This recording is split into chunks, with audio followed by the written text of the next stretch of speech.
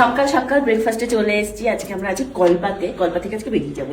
সকালের ব্রেকফাস্টে কি আছে শুধু দেখো, কড়াইশুটির কচুরি। এই যে এটা হচ্ছে মানে কি বলবো, বাঙালি এখানেই আটকে যায়।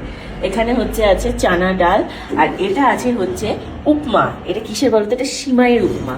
এটা ভীষণ সুন্দর হয় খেতে, কারণ আগের বার আমি কাশ্মীরে খেয়েছিলাম, এটা খুব টেস্টি হয় একদম। এই যে অনেক অনেক ভেজিটেবলস দিয়ে আর সিমাই দিয়ে একদম একটা মানে রাইস নুডলস টাইপের হয়।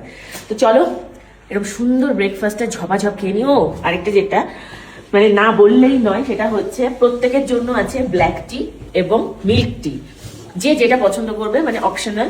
কেউ ব্ল্যাক টি চাইলে ব্ল্যাক টি খেতে পারে, কেউ মিল্ক টি চাইলে মিল্ক টি খেতে পারে।